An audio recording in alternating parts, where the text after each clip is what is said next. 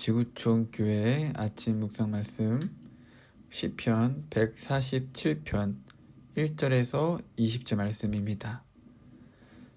할렐루야. 우리 하나님을 찬양하는 일이 선함이요 찬송하는 일이 아름답고 마땅하도다. 여호와께서 예루살렘을 세우시며 이스라엘에 흩어진 자들을 모으시며 상심한 자들을 고치시며 그들의 상처를 싸매시는도다. 그가 별들의 수요를 세시고 그것들을 다 이름대로 부르시는도다. 우리 주는 위대하시며 능력이 많으시며 그의 지혜가 무궁하시도다. 여호와께서 겸손한 자들을 붙드시고 악인들은 땅에 엎드려 뜨리시는도다. 감사함으로 여호와께 노래하며 수금으로 하나님께 찬양할지어다. 그가 구름으로 하늘을 덮으시며 땅을 위하여 비를 준비하시며 산에 풀이 자라나게 하시며 들짐승과 우는 까마귀 새끼에게 먹을 것을 주시는도다. 여호와는 말에 힘이 세다 하여 기뻐하지 아니하시며 사람의 다리가 억세다 하여 기뻐하지 아니하시고 여호와는 자기를 경외하는 자들과 그의 인자하심을 바라는 자들을 기뻐하시는도다. 예루살렘아 여호와를 찬송할지어다. 시온아 네 하나님을 찬양할지어다. 그가 내 문빗장을 견고히 하시고 네 가운데 있는 너희 자녀에게 복을 주셨으며 내 경내를 평안하게 하시고 아름다운 밀로 너를 배부르시며 그의 명령을 땅에 보내시니 그의 말씀이 속히 달리는도다. 눈은 양털같이 내리시며 서리를 재같이 흩으시며 우박을 떡 부스러기같이 뿌리시나니 누가 능히 그의 주의를 감당하리요. 그의 말씀을 보내서 그것들을 녹이시고 바람을 불게 하신즉 물이 흐르는도다. 그가 그의 말씀을 야곱에게 보이시며 그의 율례와 규례를 이스라엘에게 보이시는도다. 그는 어느 민족에게도 이와 같이 행하지 아니하셨나니 그들은 그의 법도를 알지 못하였도다. 할렐루야. 아멘. 시편 147편은요 마치 조용한 그 책을, 이거는 말씀이 성경책을 읽는 거긴 하지만 그냥 진짜 책을 한 장 한 장 읽어주듯이 그 한 구절 구절이 우리의 마음을 다 붙잡는 말씀인 것 같아요. 그러니까 한 장의 말씀 전체보단 이 한 장 속에 있는 한 구절 하나하나가 마치 나의 마음을 잘 붙잡아주는 말씀처럼 느껴지죠. 바쁘게 흘러가는 세상 속에서 우리는 늘 왜 이렇게 일이 잘 풀리지 않을까라는 질문을 품고 살아갈 때, 그런데 이 시편은 그런 우리에게 답을 정해주고 있는 것 같아요. 하나님은 멀리 계신 분이 아니라 지금도 쉬지 않고 일하시는 분이라는 것을 말이죠. 특별히 오늘 말씀의 제목처럼 말씀이 속히 달리는도다 라는 표현이 참 인상적인 것 같아요.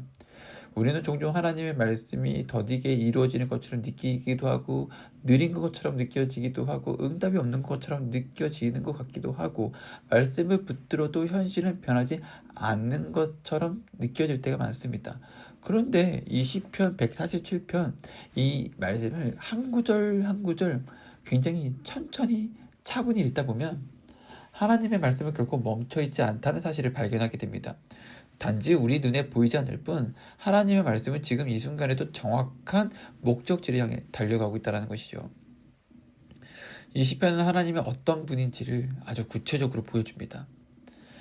깨어진 마음을 싸매시는 분, 흩어진 자를 모으시는 분, 자연을 다스리시는 분, 그리고 하나님의 말씀으로 세상을 움직이시는 분이 바로 하나님이시라는 것이죠. 이 모든 장면 속에서 공통적으로 흐르는 메시지는 단 한 가지입니다. 하나님은 말씀으로 역사하시고 그 말씀은 결코 헛되이 돌아오지 않는다는 것입니다. 근데 이 시편 147편 말씀을 조금 더 깊이 들여다보면 하나님의 말씀이 어떻게 속히 달리는지가 자연스럽게 드러납니다. 하나님은 단지 위에서 명령하시는 분이 아니라 말씀으로 세상을 실제로 움직이시는 분이시죠. 이 시편 기자는 눈과 비, 서리와 바람을 이야기합니다. 하나님께서 말씀을 보내시면 눈이 양털처럼 내리고 서리가 재처럼 흩어지고 다시 그 말씀을 보내시면 얼었던 물이 녹아 흐른다고 이야기합니다. 자연의 변화 하나하나가 우연이 아니라 어떻다는 거예요? 하나님의 말씀에 그 자연 하나하나가 즉각 반응한다는 것입니다. 여기서 우리가 주목해야 할 것은 하나님의 그 자연은 하나님의 말씀 앞에서 지체하지 않는다는 거예요. 그렇죠? 사실이잖아요. 맞죠? 하나님이 명령하시면 자연은 이유를 묻지 않아요. 조건도 따지지 않습니다. 맞죠? 그 말씀을 그대로 받아 움직입니다. 그 봄, 가을, 겨울, 그때 또 뭐가 있죠? 뭐 여름? 뭐 순서가 바뀌었죠?